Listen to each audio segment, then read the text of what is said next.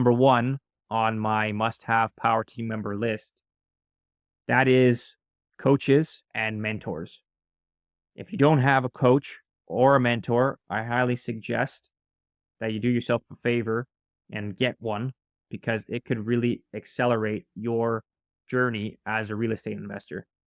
I know when I first started, I was really reluctant to pay for a coach, and I definitely had lots of mentors because mentors could be really anybody. There doesn't even have to be someone that you personally know.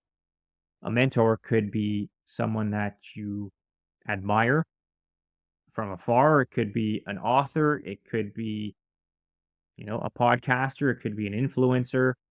It could be another entrepreneur. You don't have to know them personally. You could just consume some form of their content and be like, I want what they have. And because they're already successfully doing what you want to be doing, you can take from them, take all their knowledge and experience and mimic it, master it for your own gains is one way to accelerate your journey as a real estate investor, as an entrepreneur. So I highly recommend it. Who are some of my mentors? Certainly Tony Robbins would be a mentor to me. I've never met the man, but I've participated in Unleash the Power Within. I've read a number of his books. I've attended a number of his summits that he's done in conjunction with Dean Graziosi. Who else would be another mentor? Russell Brunson would for sure be a mentor as far as on the entrepreneur side of things and sales and marketing and understanding the importance of that. And his three books, .com Secrets, Expert Secrets, and Traffic Secrets, all provide a wealth of knowledge that he has learned from his own set of mentors and coaches and compiled for me to consume and benefit from. A mentor, I would say, is Grant Cardone. He has a portfolio worth billions of dollars of multifamily real estate.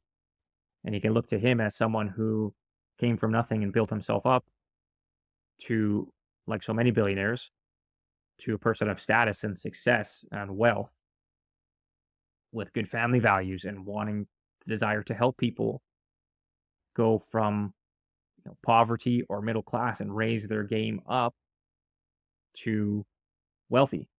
Not necessarily rich, but wealthy.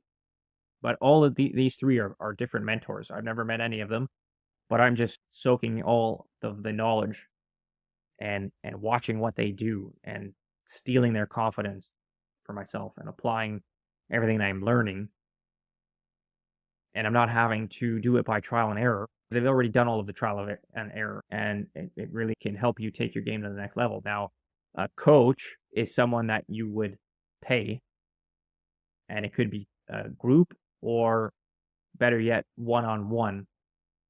And a coach is someone that you do know personally, that you do interact with on a regular basis, they will teach you, but they're more there to hold you accountable and help you overcome roadblocks and challenges and get unstuck when you encounter something, to provide direction. Instead of going down way over here when you get distracted on something, they want you to come back into alignment with whatever your goals and desires are that you had in your initial conversation, to keep moving you into that direction.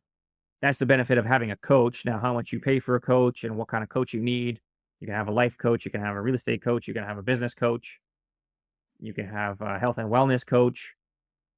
All these there's no shortage of coaches that exist. But what I would say between mentors and coaches is just find one that you want to work with, that you have admiration and respect for, that has gone through all of the mistakes and the challenges that you might encounter, has already made them, and can relay to you what's worked and what hasn't worked. And you combine those two things together and you're off to the races. It makes a world of difference, especially if it's someone who can lay it out in a step-by-step format for you, so there's no uncertainty. You're just like, okay, I have to do this today, and then I'm doing this tomorrow, and I'm doing this the next day and I'm doing it because of X, Y, and Z reason, and you have someone, you're not doing it by yourself, because the entrepreneurial journey is a very lonely journey. I've come to find out over the last 2.5 years since I left my corporate 9 to 5 job to scratch that entrepreneurial itch. It's a very lonely journey. And without these coaches and mentors, there is no one else to guide you.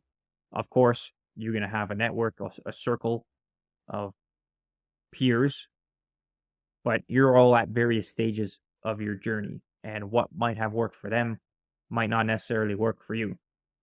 And what their desires are might not align with what yours are.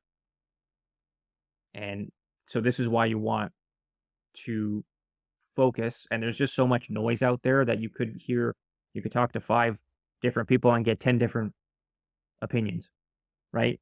When you really want, and it's very distracting. And as an entrepreneur and a real estate investor, we all turn into squirrels at the sight of new opportunities. You really need to focus. And I'm speaking from experience here, because I was just all over the place after reading Rich Dad, Poor Dad and some of these other books that, looking at everything as an opportunity.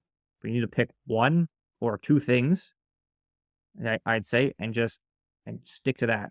And don't stop until you've squeezed every drop out of it to get to where you want to go. And eventually you can level up and write the next chapter of whatever it is that you want to be doing. So, number 1 in my top 5 must-have power team members is coach and or mentor.